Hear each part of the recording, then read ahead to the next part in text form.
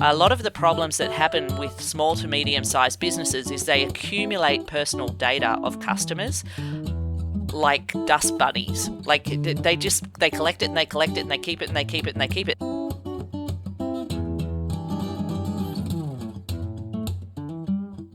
You are listening to the Mindful Business Security Show, brought to you by Fosivity, where we answer your questions and simplify information security for small businesses. Get the clarity you need to focus on the things that matter.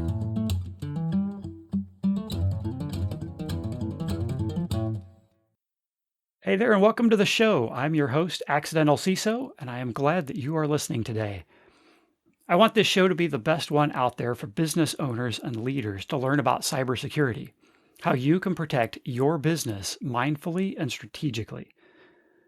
To make that happen, we need you to ask the questions and shape the content so that the topics that we cover are always the most relevant. Our callers today have great questions on a variety of topics in their small businesses, so we hope you'll enjoy this episode. If you're just discovering the show, please subscribe so that you don't miss the next one. And if you've already subscribed, thank you. My guest host this episode was a mentor to me when I was coming to grips with my unceremonious ascension to the CISO role, and I'm proud to be able to call her a friend today. She loves geeking out on technology policy and hanging out with folks who talk to politicians and career bureaucrats. But really, who doesn't, right? Once emotionally scarred by a bagpipe arrangement of AC/DC's Highway to Hell, she now credits that incident for mentally preparing her for a career as a Chief Information Security Officer. Today, she's the CISO for Cisco's Security Business Group, and prior to joining Cisco, she was the Chief Information Security Officer at The Ohio State University.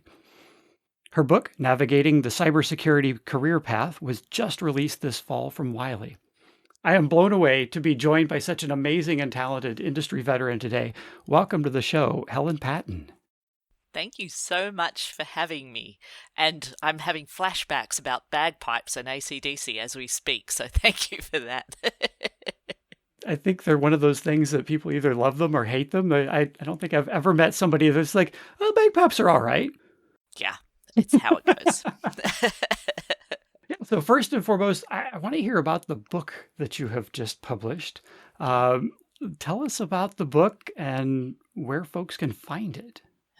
So let's start with that. You can find the book on Amazon, and you can find it in soft copy, or you can find it in an Audible version. I did not narrate the book, so you get an American accent version of the book if you listen to it. The reason I wrote the book, when I was the CISO at Ohio State in particular, I would have a lot of people who would ask me for coffee, and they would want to buy me coffee so they could pick my brain about getting into security or being in security or leading a security team for the first time or whatever it was. And I found myself over-caffeinated. There was not enough hours in the day, and there was not enough time to drink coffee. And what I was realizing was that the questions people were asking were very similar, especially for those people trying to get into security. You know, it's like, how do I do security? And so my question back is, well, what kind of security do you want to do? And they're like, oh, you mean there's more than one? Yes, there's more than one. And then they'd be like, do I need a degree, or do I need certifications, or, how do I get into security if I've already got 10 years of work experience and I don't want to start all over again, and all of those kinds of things. So the questions were common, and there was lots of them, and I was already blogging regularly. So I was blogging about those topics as they came up, but I decided ultimately that it was time for me to put all of those questions and answers together in one place, and the book was conceived and born. So that's where it came from. So I'm mentoring at scale with that book is the plan. That's a great way to do it. You know, honestly, one of the things we talk about a lot in business in general is building systems to scale, and doing that sort of in your personal life, and your mentoring is a fantastic application of that. I love that you're this active in the community. I know, as I mentioned, when I was first thrust into the CISO role, whether I liked it or not, and I grew into it through the help of folks like you, and just having you reach out and ask me, I think on several occasions, just through like Twitter DMs, like, "Hey, are you all right? This thing, you sound kind of dark right now," and that sort of thing. Like, I think it's fantastic. We've got a really great community in cybersecurity Absolutely. as well. A lot of that has been around Twitter, and since we originally met through Twitter, as we're recording this show, Twitter has just recently been taken private. So folks listening to this later, since podcasts are forever, it was just recently taken private by Elon Musk, and it's been a very tumultuous few weeks for this company. They've had massive layoffs. They've let key teams go that have left people scratching their heads. They have had significant changes to their account verification policies. They've had moderation failures. They've had missteps rolling out new features. And they've gone through, as a result of all this, like rampant impersonation on the site as well. I mean, this list just keeps going on and on. All of this has been making headlines and caused a lot of uncertainty about the future of the platform. And I know a lot of small businesses are using Twitter for outreach, for marketing, for customer service, for any number of reasons in their business. From the perspective of a CISO, like, what does all this mean for small business owners, and should they be concerned about this? It depends how integrated their business processes are with Twitter. To be very basic about it, when we think about security, the elements of security that we think about most often are confidentiality, availability, and integrity, right? And the changes that have been going on in Twitter have had a negative impact on all three of those things. So there are questions about whether, with the layoffs of the security teams and also generically engineering teams whose job it is to maintain security controls at Twitter, if you're sharing information with Twitter that you would not want to be made public, this is potentially now at risk. So the confidentiality of your information might be at risk. The availability of the Twitter service or your services that you provide to your customers through Twitter may be at risk. And we've already seen the challenges around integrity of data, right? Just go ask the pharmaceutical company whose share price dropped by some X billion dollars because someone pretended to be them on Twitter. So the ability for you as a small business owner to be credible through the Twitter platform is at risk. So I think it's a good opportunity for small businesses to examine what they use Twitter for, how important it is for their livelihood, and to really make serious decisions about whether or not they want to continue that partnership. Regardless of what you think about Elon Musk, just the infrastructure and the way the Twitter service is running is questionable right now. So you have to take that into account. Anything you can offer to, for them to protect themselves with this account, or is this something that's kind of out of our hands and we just have to watch it play out? Yeah, is there something you can immediately do? I'm not sure that there is anything a small business owner can immediately do. And, if you've got the kind of technology where you're directly integrating with the technology of Twitter, the back-end infrastructure, I would definitely be putting focus on that integration and making sure that you've got the right controls around it. Most small business owners aren't that, though. They're interfacing with Twitter through the user experience platform, and there's not a lot you can do to protect yourself there.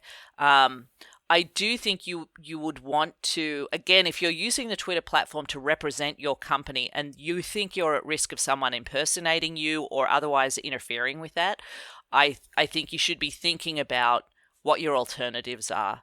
And if that were to happen, how you would respond. So being prepared for some kind of incident and knowing what you need to do if that happens is probably really the only thing you can be doing at this moment in time, short of ending your relationship with Twitter altogether.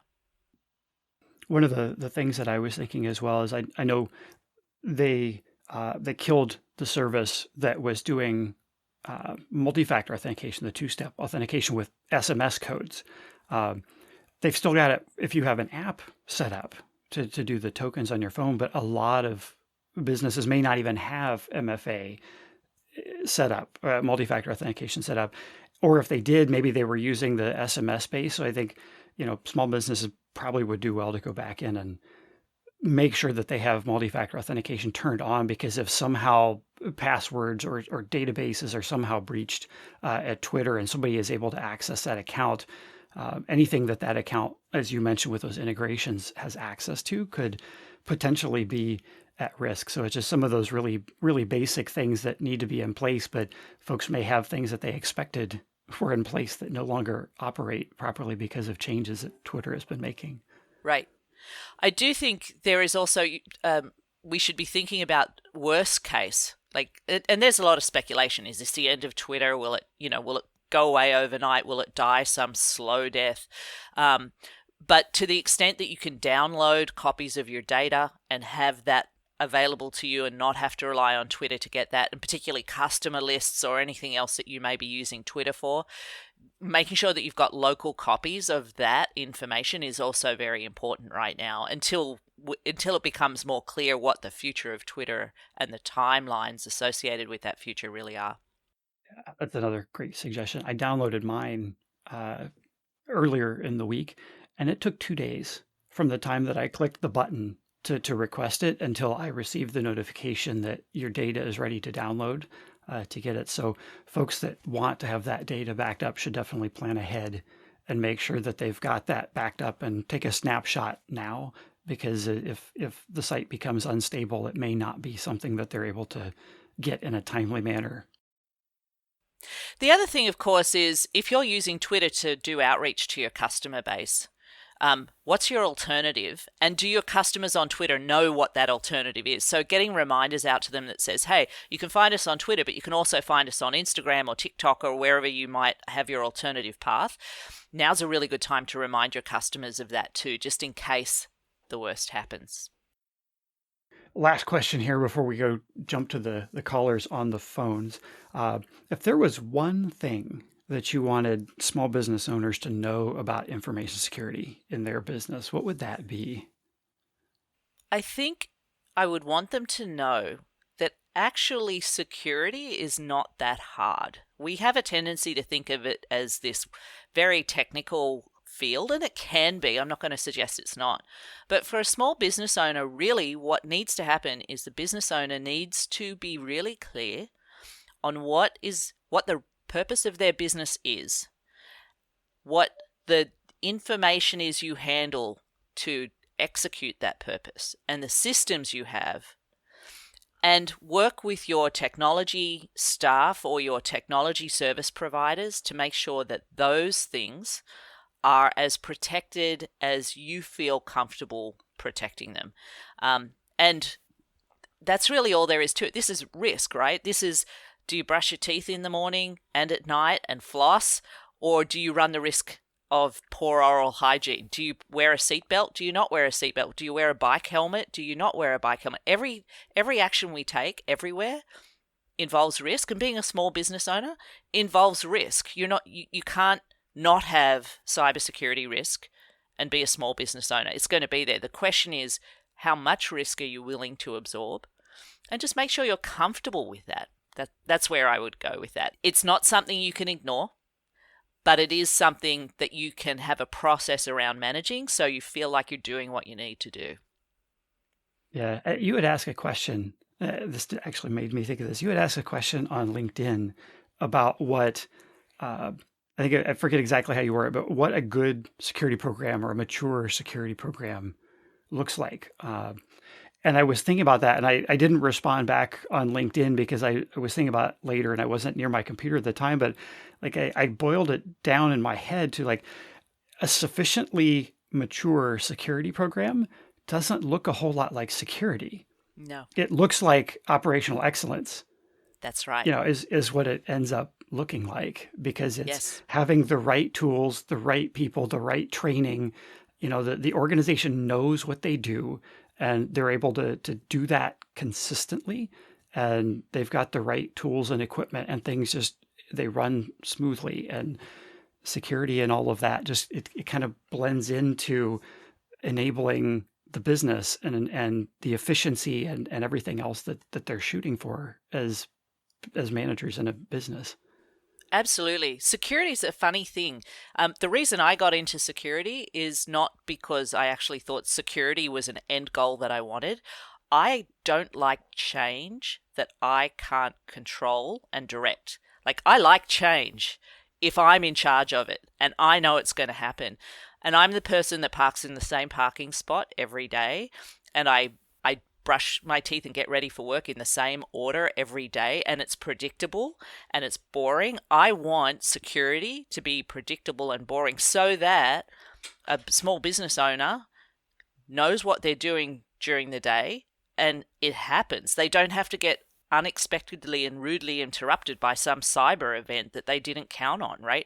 So I'm in security to make life boring. That's my mission in life. Boring is definitely good in our field. All right. Well, we're going to jump to the phones here and take a couple of phone calls here from callers to ask their questions about security. You ready to go to the phones? Absolutely. Awesome. Let's go. Do the cybersecurity risks to your business have you confused? Visit Focivity.com/podcast. That's FOCIVITY.com/podcast and sign up to be a caller on a future episode.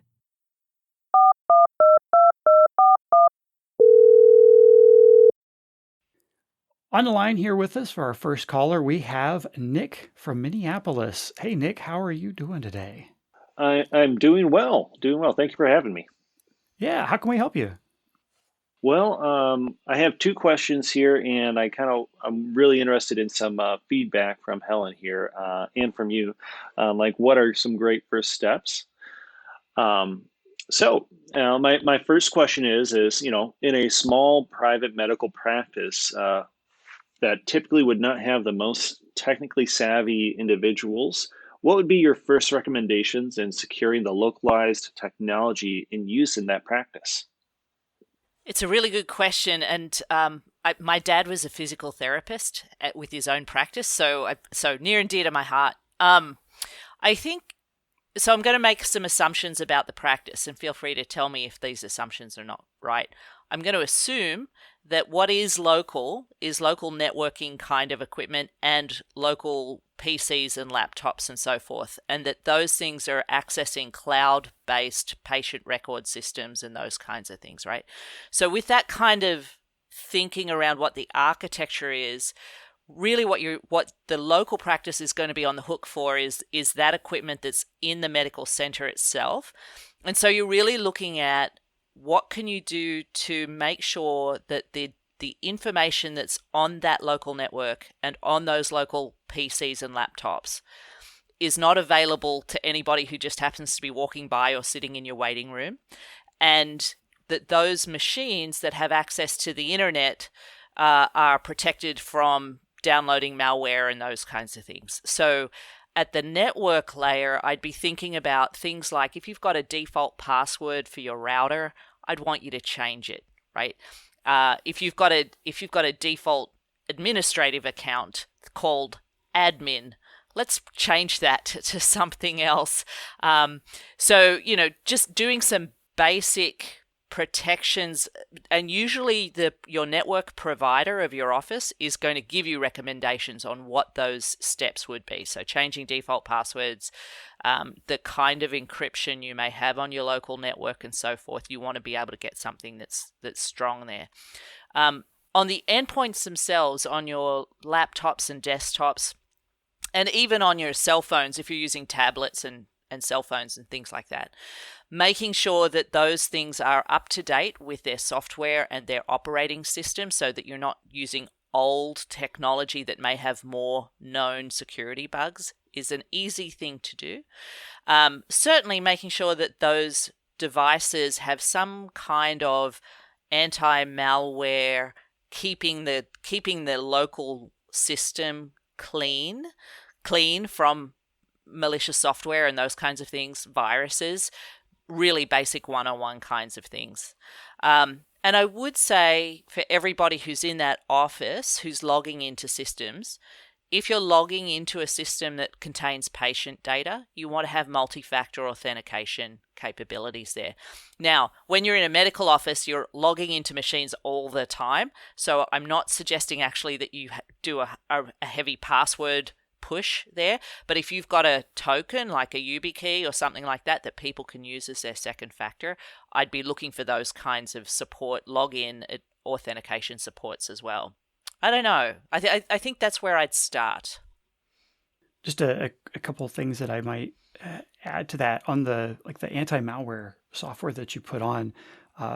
Small offices, you likely aren't going to have a dedicated IT staff. So if you put anti-malware software on there from a vendor that also can provide monitoring for that, there are lots of vendors out there that can do that. What they call endpoint detection and response. And it's that response piece that's also critical. And you would obviously have to have contracts and things in place with them for them to protect your HIPAA responsibilities with that. But having that monitoring is something I would say that I think any small business really should consider when they're putting that antivirus software on their machine, is to upgrade kind of a step above just basic antivirus and go to an antivirus that can be managed as a whole instead of each individual machine separately, and include the monitoring features with that. The other thing I like to talk about too is especially with non-technical users, is streamlining any processes. Helen's comment about like the YubiKeys and that kind of stuff, where you've got multi-factor, maybe a token fingerprint sort of thing, or a card that you badge in that does the radio near field thing where you just kind of tap it to log in. Just anything to make things faster and easier for folks, so that while it is more secure, what they see day to day is less work, less frustration, less steps. And then on those machines, depending on what you need, but especially if things are mostly web-based now or limited number of applications, there's like kiosk mode on computers that you can enable, where you take away a lot of the capabilities and the system acts more like a kiosk that can't really be changed, and it limits what you can get to. And a lot of times folks will think about taking away these types of access and things in companies as being about them, like, oh, you don't trust us to do that. But if you turn it around a little bit, it's more about, there are other people that if they get access to this, we want to limit what they can do with it. And it's not that we don't trust our internal people, but it's about how do we limit sort of that blast radius of what somebody else could do if they do happen to get access to one of these systems. Yeah, we've actually had some specific problems with our site previously too, with theft of people walking through the door and grabbing devices, and so things like those are real concerns. Yeah, and it's not like you can just lock the door. You have customers coming in or patients coming in and out all the time. So I have my second question here for us as well, which is what strategies can be useful for small businesses to evaluate the security posture of many of the SaaS vendors that they rely on for normal business operations? Yeah, it's a really good question, and I have seen small businesses where the providers have not done adequate security, and unfortunately they've been on the receiving end of ransomware and other events as a result. So it's a very important question. I would actually start by working with your insurance providers. They often will have recommended service providers that they are willing to work with, would be one. Two, as you interview the service providers that you're considering using, I would be looking for a service provider who has had the experience of supporting a customer through a security incident.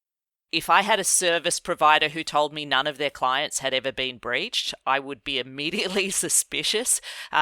Just because I'm paranoid doesn't mean people aren't out to get me. But I do think there is there is a value in having a provider who knows how to respond to an incident when it happens and who all has to get engaged and what the expectations of them are going to be. If you've got the bandwidth financially to do it, and I know small businesses often don't, but you can always have yet another company come in and do an assessment of the technology environment of the vendor you're doing. Now, you've got to make sure everybody agrees to that, and contractually you can do that. But that can be another sort of way of validating that people are doing things in an appropriate way if you have concerns about your current vendor.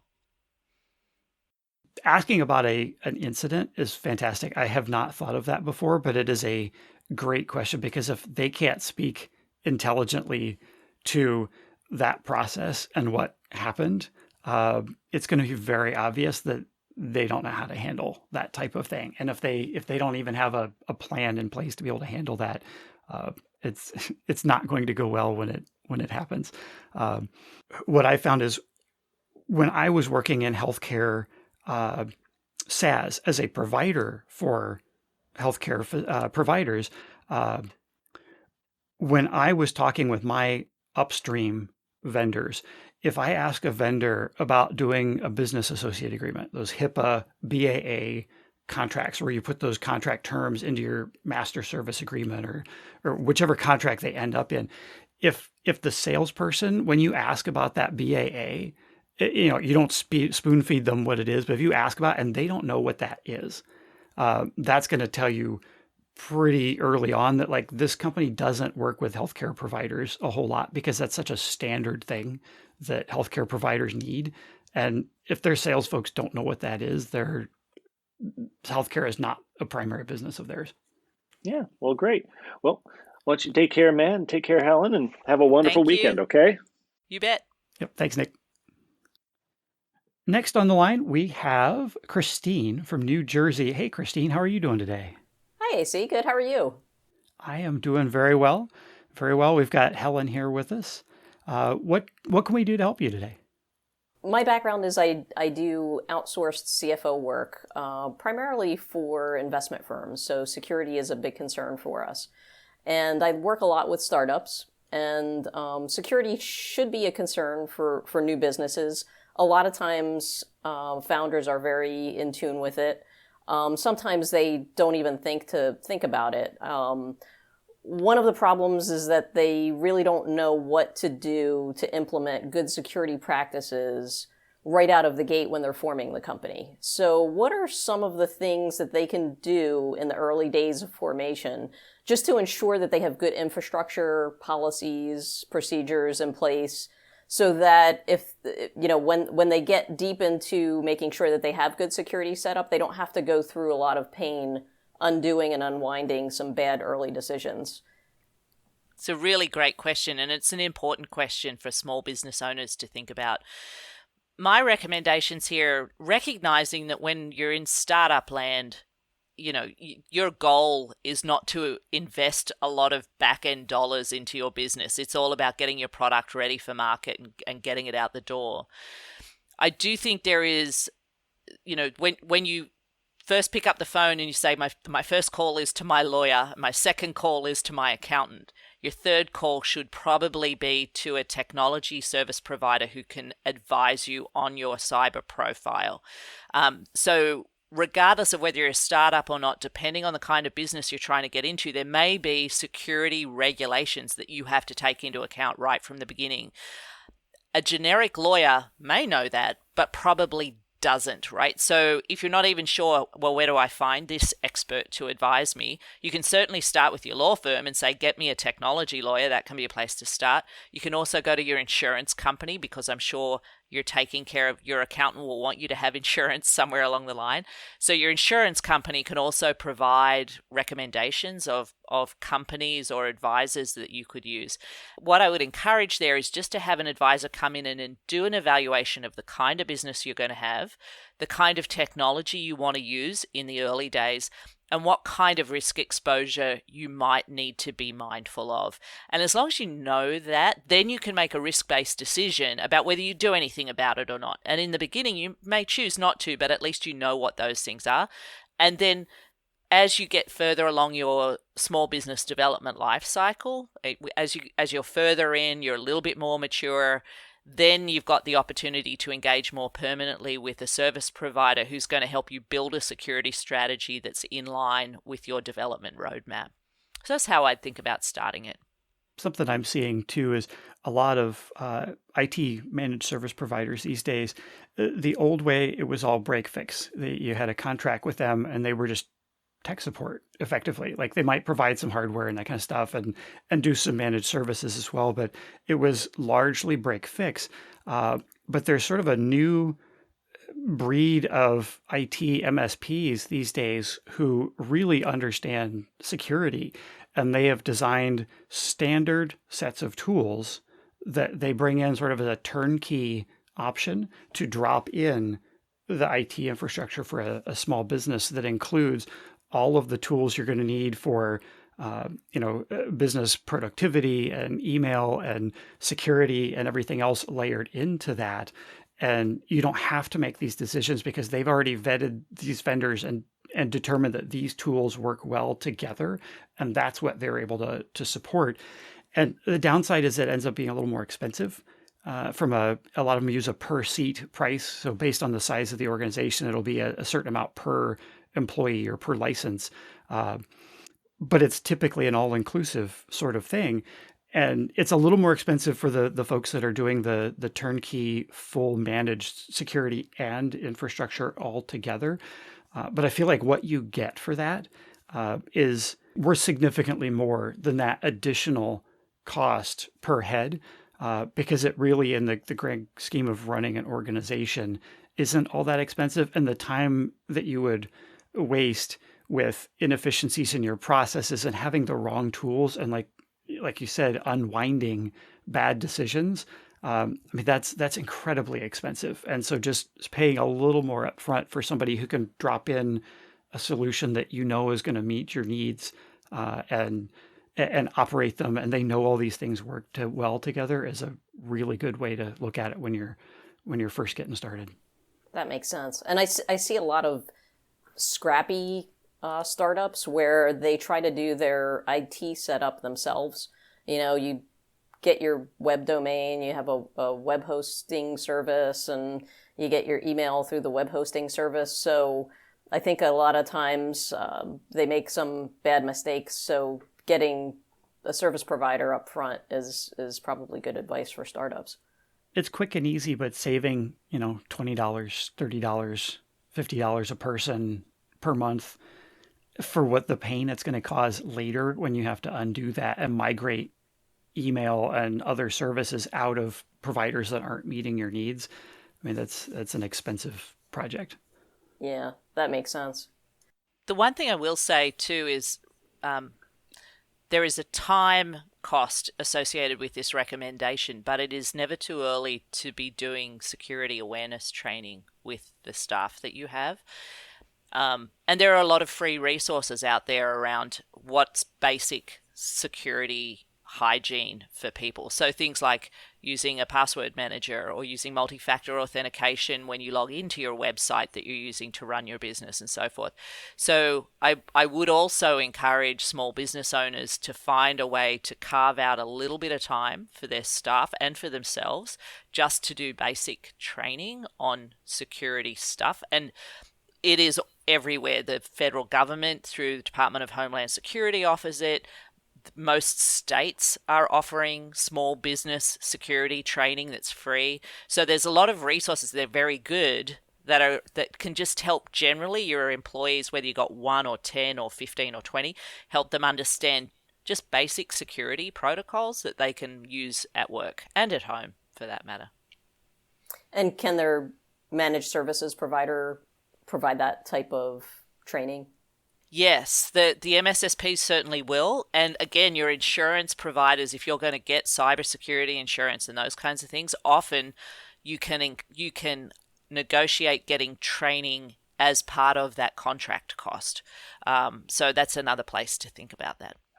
Yeah, and the training space has actually gotten pretty mature at this point. There is a lot of really, really great content that is informational and engaging and entertaining and accessible, that it is made knowing that this isn't just being made for technical people, and that folks really need to understand this, and the production quality of the content is really great, and it's not all that expensive. There are many providers out there that put out really, really great like training video libraries with their own LMS that you can get it through, and be able to track, deliver the content, but also track like who's done it and who hasn't, and keep on top of that. So if the receptionist or whoever hasn't taken their training yet, like you can follow up with them, and you're not left just wondering, well, I think everybody's gotten trained.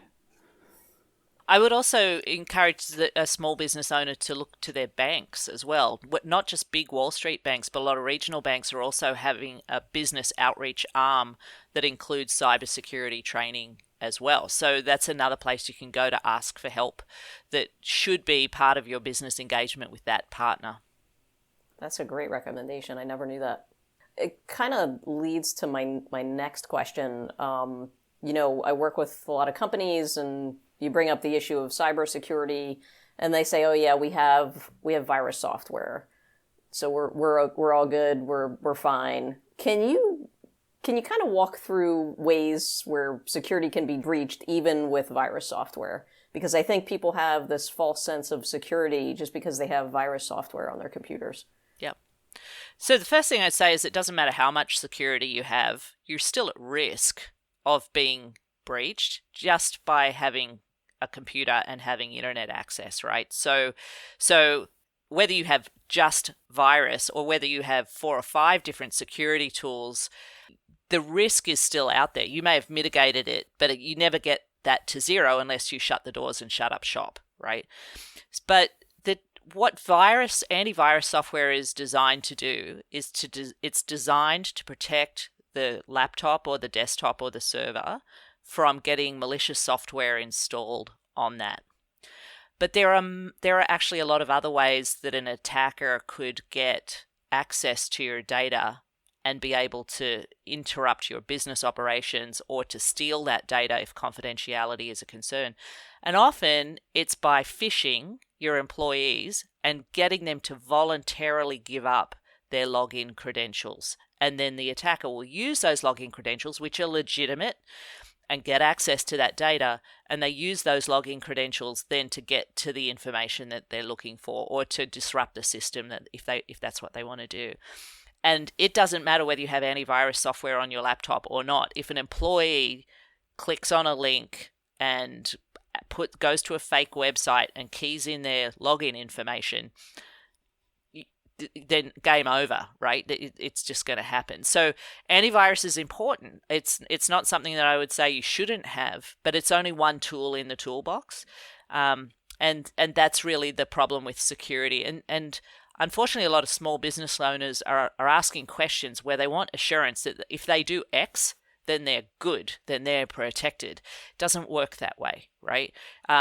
You have a responsibility to do a certain amount of baseline security stuff, depending on the kind of business that you're running.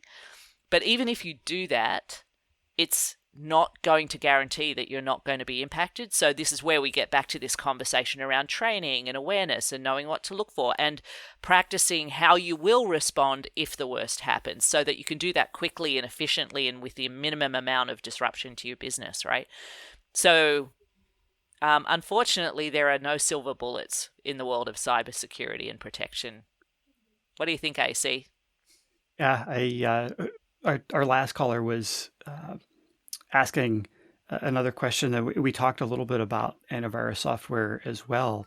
And in addition to the virus software, the virus software is looking for like fingerprints. It's looking to identify based on a specific signature fingerprint that software is bad, but it doesn't take a whole lot for an actor, I don't want to use the term hacker because I like to use the term hacker in a good way, like as people who do research, criminal. It doesn't take much for a criminal to make a slight change to that program to where the fingerprint is now different and it's now a different program and it won't detect. And so sort of the next generation products look at behavior and what the program is doing on the computer when it's executed. But by that point, like it's already running now on your computer. So you're one step closer already to a really bad day. And then the next group of products after that are ones that build in monitoring. So now you've got, sort of the AV traditional that you have, you've got it watching for behavior, but then you actually add in some additional features for monitoring as well. And that's really, really valuable in small businesses, because then you end up with a vendor who's able to provide 24/7 monitoring. So when an alert happens, you don't have somebody in the office, the thing pops up on their computer, say, hey, we quarantined this or something. And well, they're in the middle of a phone call, so they're going to close it. And nobody ever thinks about it. Nobody really recognizes, wait, that actually needs to be investigated to see if we're okay. Having that third party be able to monitor that stuff, and then they've got experts who, because they're monitoring lots of different businesses, they see this stuff day in and day out across lots of different businesses. So it's not the first time they've ever seen this, and they know what to do. And if there is something that needs done, like they know what to look for on your machine to know, like, did this make any changes? Did this, do something now that we need to worry about? And they can now escalate back to you as the customer and say, hey, this thing happened. It's on this specific machine. We did this and this to limit what it did, but some other action still needs to be done. So we need to get that machine, disconnect from the network or whatever, and do something to it. Have the IT people work on it, or most likely wipe it and start it over from scratch, basically. So just having that software is only a piece of it. It's being able to take the information the software gives you and not just know what to do with it, but actually be able to do something with it as well. So you've got to operationalize that. Right, that makes sense. One of the things I struggle with, I work with businesses in an industry that have a lot of personal data. So these are investment managers, they have clients, they have access to a lot of highly sensitive information like bank accounts, addresses, social security numbers, copies of IDs. So I always counsel them that this is highly sensitive data. The SEC has guidelines on cybersecurity. You really need to be diligent in making sure that you secure that data and keep it protected. What are some best practices for companies that have access to that sensitive data? What are some best practices to make sure that that data is protected right from the beginning? Sometimes it's not the company, it's the client that may, they'll email a copy of their driver's license or something without encrypting it. So what are some best practices for businesses that have access to that type of personal data?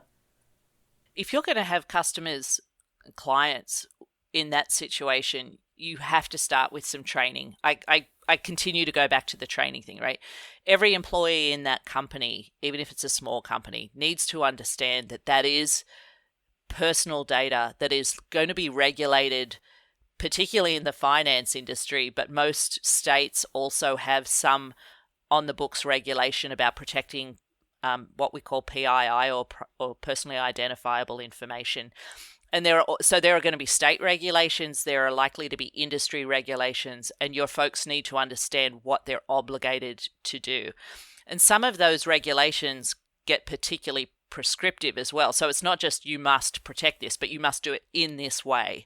And if you have an incident, you must tell us within a certain time period. And it could be anywhere from 12 hours to 72 hours, for example. So knowing ahead of time what you're obligated to do from a compliance perspective is a great place to start. More practically, I would say the business should sit down and think about why they collect the data in the first place. And they should have processes in place in terms of how they receive it, how they handle it and store it, and particularly how they dispose of it. A lot of the problems that happen with small to medium-sized businesses is they accumulate personal data of customers like dust bunnies. Like they collect it and they collect it and they keep it and they keep it and they keep it. And then when there is an incident, when they're hacked, they're like, oh, not only do I have to tell my 10,000 existing customers, I've also got to tell the 30,000 other people we touched whose data we collected that we really didn't need to be holding on to. And now they've got this enormous breach. They're exposed to fines. They're exposed to litigation. So having an understanding of your data lifecycle and not keeping data that you don't need is really important. The second thing is look at your business processes and how you handle that data. So to your example, you can't stop customers from emailing you personal data. If they're going to do it, they're going to do it. But internally within the organization, do you email stuff to one another, or do you put it up on a protected cloud-based server and it never comes down to your laptop or desktop, where if your laptop or desktop is stolen, now the data is exposed? So thinking about those storage and handling procedures can be a way to go.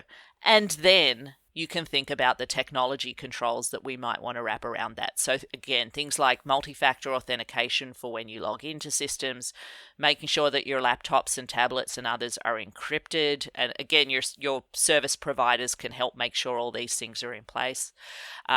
Using password managers. One of the big problems we see, particularly in small organizations, is people reuse the same password at work that they use on Twitter or wherever, right? And it's their pet's name. And it's their pet, and it's easily guessed, and it's all of those things.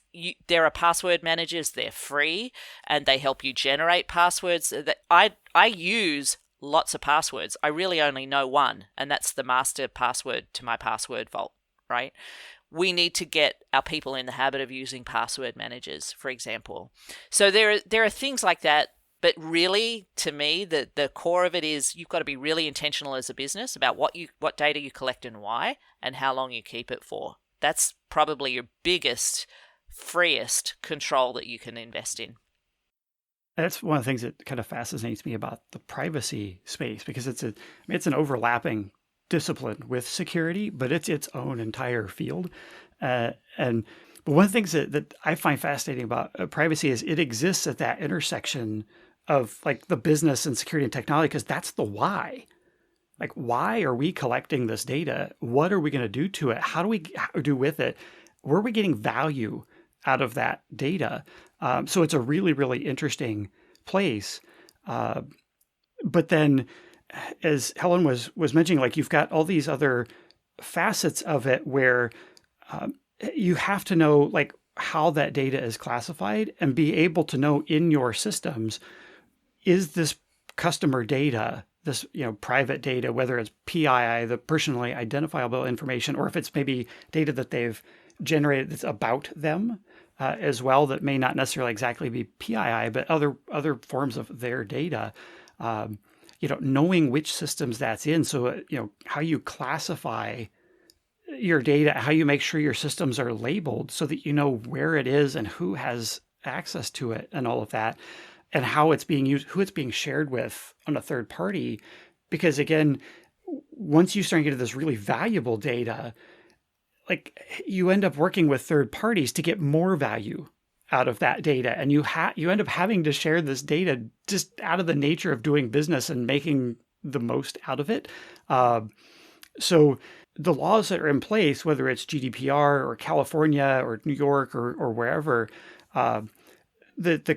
there are stipulations that not just that you have to notify in a breach with a certain amount of time and who you're going to notify, but also that you're able to facilitate requests from those people to find out like, what data do you have on me? I mean, first you have to make sure that they know you're collecting the data, what you're going to use it for. You have to be able to clearly communicate that, but that they can come to you and say, what data do you have on me? Like they can audit you for the data and ask for copies of that. They can ask you to delete it, as Helen mentioned, and having those mechanisms in place from a business process standpoint is important. And there's a lot of technology mechanisms that have to support that. So you have to make a lot of very careful decisions as you're setting up the technology and the business processes together in order to make sure you're compliant. And it is, there be dragons. This is a dangerous area, and it's so valuable. Like, you're not going to tell customers don't collect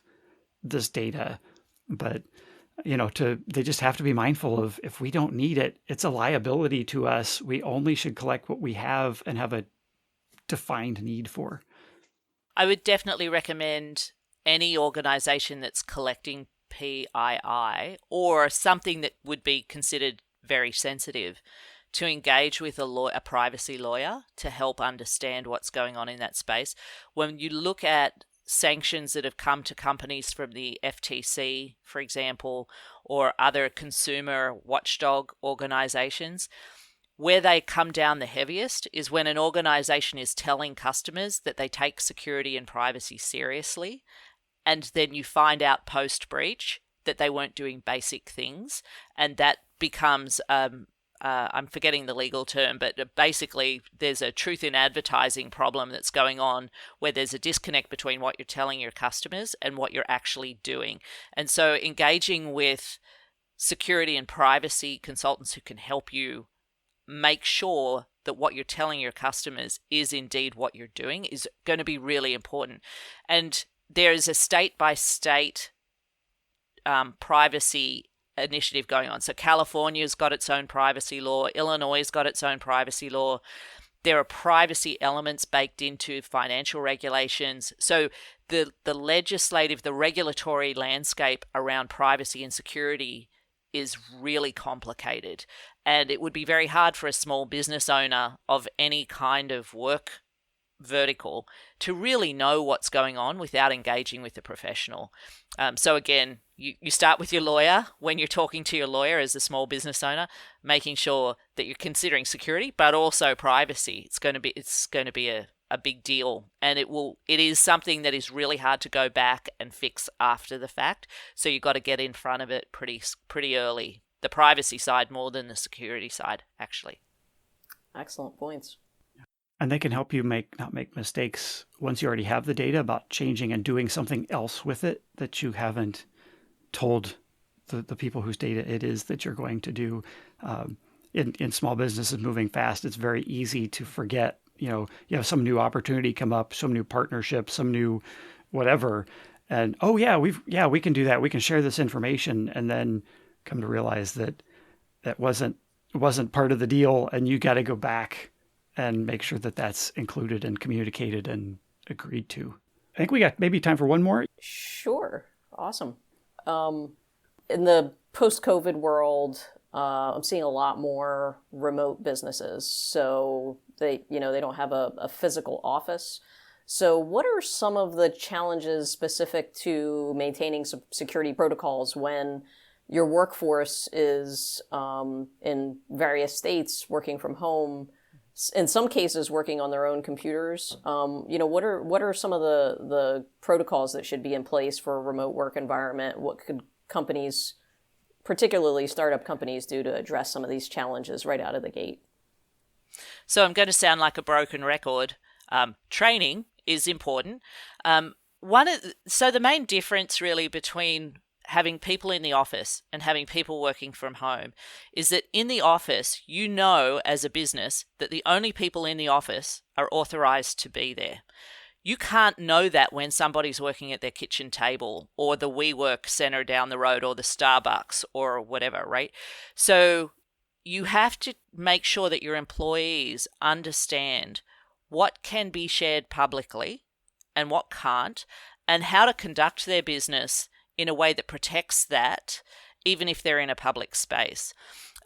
So, not leaving a laptop unlocked on the kitchen table, not letting your kids use your work machines, your laptops and tablets to do homework or whatever, right? If it is their personal machine, you may need to be thinking about the technology that your employees are using to access systems. So most small businesses are using SaaS providers, cloud-based software providers, and their employees are getting to that data through a web browser. And if that's the case, we need to make sure that the device that the user is using, whether that's a personal device or a company-owned device, is up to date on software patching, is up to date in the software it's being used, that the browser is up to date as well, that there is local antivirus. So you get into weird questions of, am I going to put some kind of security application on someone's personal device to ensure that their endpoint is secure while they're using it? Or are we going to keep all of our data in the cloud, so it doesn't matter how secure the endpoint is, but because our data is protected in this cloud environment? So you're going to need, if you've got people working from home, and particularly if you've got people working on their own devices, you are going to need to bring in somebody who can give you some technology advice as to the best way to manage the security of that space. The challenge, there's pros and cons to this though, right? When everyone's sitting in the same office and there's a power outage, everybody in the office can't work. That's a problem for your business. When they're all spread out at wherever they're working from home, chances are there's like 2 of them that experience a power outage at the same time and everyone keeps working, right? So having a distributed workforce can actually be quite resilient, and that's great. The challenge, though, is if the central systems they're all accessing goes down, how do you communicate with them to let them know what's happening, that the systems are back up and running again? So thinking about your communication channels when you've got a lot of remote workers is also something that you need to think about if you're going to be resilient as a business. You may have a cyber attack that causes an outage, but it might just be something basic like, I don't know, all your employees walk out or something. But you're going to need to have communication channels that aren't just email or aren't just Slack or aren't just this or that, because any one of those channels could be disrupted. And so how are you going to communicate with people that you can't see is a really important part of your resiliency and your security strategy as well. One of the things you touched on is the third-party service providers, which is interesting because, again, I work with a lot of startups. Oh, yeah, we only use third-party service providers. We don't have any downloaded software. We're good. But like, for example, even like file storage. So if you're downloading copies of PDFs to your computer in order to view them, you suddenly have all of this information on your computer. So having the protocols in place proves more important. Yeah, and here's the other thing I'd say about that. Just because you're using a third-party provider does not absolve you of the responsibility of ensuring that the information is correct. And when I was the CISO at Ohio State, and when I did security at JP Morgan, and now that I'm at Cisco, our customers are not going to accept me saying, we took your data and we're using a third party to manage it and host it and whatever, and they've had an incident. Sorry about that, but it's between you and them, right? Because the customers don't get the choice of who our vendors are. We do. And so we own the risk on behalf of our customers. So you can transfer and outsource the operational responsibility of protecting this, but your brand and your reputation is as much at risk, whether the data loss comes directly from you or from someone you've contracted with to provide services to your customers. You can't divorce yourself of that. And I think sometimes people go, I've got a vendor and so I don't have to worry, and they forget that they still have to worry, and they are as much at risk if there's a problem. Yeah, you control how you set up user accounts in those systems. You control removing user accounts when somebody leaves the company. Like, you control how you use that system. Like you said, whether or not you download data from it or not. If you don't have policies in place that tell people you cannot download software out of the system, it must stay in the system. They're not going to know. And if they're not trained, and being remote presents a lot of different things that come up that impact security, and just having really good, well-documented processes and policies and procedures around that stuff that folks know what to do, and they can count on each other to do it because it's documented and trained and people aren't making mistakes.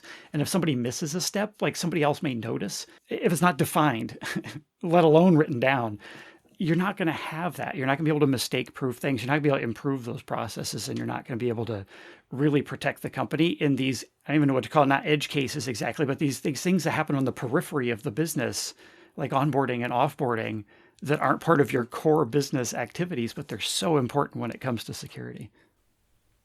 It sounds like the processes are, in some cases, more important than the technology.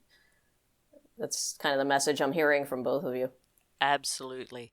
We have a tendency to think as security is a technology problem with a technology solution.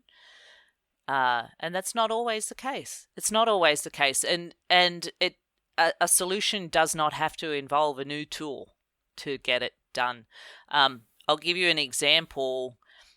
At a previous company, we did some internal phishing exercises where we sent out a dummy email that, we just wanted to know what people would do. Would they identify it as a phish? Would they report it if they did? Or would they succumb to whatever that was?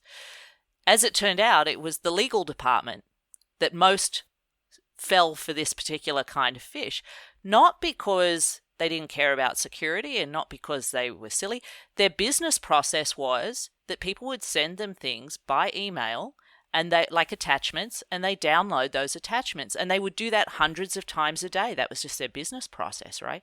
So the solution isn't put in an email security tool or give them MFA or what. No, the solution was change their business process. So instead of getting a document that they download, print out, whatever, we've got online contract review in the cloud, electronic signatures, and so on and so forth, right? Just that alone reduced that click factor immeasurably. And so a lot of the time it is, well, what's the business process? And can we make the business process inherently more secure without adding friction to the way business gets done? That's important. But how do we do that? And that's often the place you want to start. And I imagine that change that you just described also made their lives much easier. Like it probably reduced manual steps and allowed them to be more efficient. So, that's another one of those things, just like rather than saying, hey, we got to be more secure, it's like, hey, we can make this process better and easier and faster for you. Nobody has to know that it's making them also more secure. Like focus on enabling people. Yes. Was that helpful, Christine? Yeah, absolutely. Thank you both. Yep. Thank you, Christine. So we had two really great callers with really wonderful questions that highlight security and business and the way the two intersect. Do you have any final thoughts that you want to leave folks with on the show based on the questions we had and the conversations we had?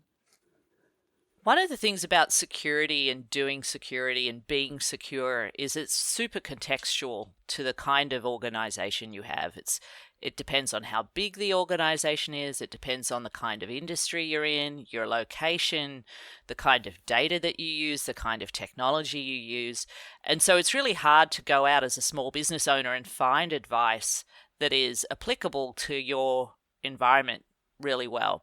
So it can feel very complicated. And I think the questions we heard reflected that sort of frustration of this. Where do I start? This is really hard. I would continue to encourage small business folks to think about training their employees and using the freely available training that is out there that can be really excellent to help them just raise awareness of security things and help your employees and your partners not only be secure at work, but be secure at home and protect their families and their communities. So that's one thing. Two, I think you can limit the risk of the work you do by being really intentional about what kind of data you have, how you keep it, where you keep it, how you get rid of it.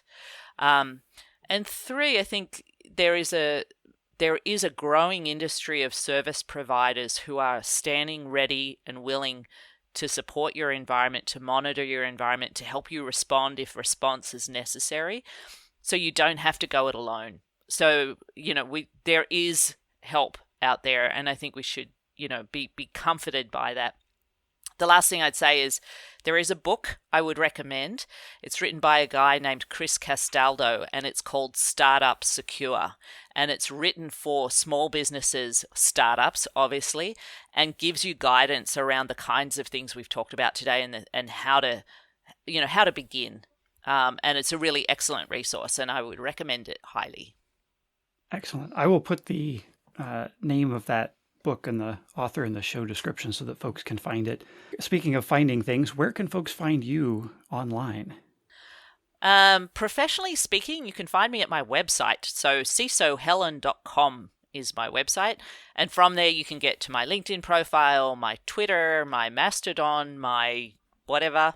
And you can also find my book there if you're so inclined. And my blog. I blog on a regular basis as well. So if the topic's of interest, you can follow along. Perfect. A lot of good information there. Hopefully folks will go seek out some of the other stuff that you've written, because it's really good, folks. I always enjoy reading Helen's blog posts when she puts them out on LinkedIn and Twitter, because she's always got good insights. Helen, thank you for coming on the show today. This has been a lot of fun, really good conversation, and I think this episode will be really, really valuable to small business owners that are curious and trying to learn what they need to do to protect their business and what they should be thinking about. I loved your intentionality tie in there, because it ties into the mindfulness approach that I like to take, and sort of the namesake of the podcast itself. Thank you again. And as always, a huge thank you to you, our listeners, as well. I hope the show was valuable to you. If it was, please consider sharing it with somebody else. You can always hit me up on Twitter at @accidentalciso and let me know what you think. I love interacting with folks. And lastly, you can support the show through our merch store at shop.mindfulsmbshow.com. We've got some show branded merchandise and gear and t-shirts and hoodies and coffee mugs and that kind of stuff. Everything's going to be 20% off this weekend through Cyber Monday, for Black Friday through Cyber Monday. There will be a promo code in the show description, and it will also be on the website, so it should be easy to find. I am Accidental CISO, and until next time, stay mindful. Don't miss our next episode. Be sure to subscribe in your favorite podcast app and follow us on social media. Visit Focivity.com/podcast. That's FOCIVITY.com/podcast for show information and links to our social media pages. This has been the Mindful Business Security Show, brought to you by Focivity.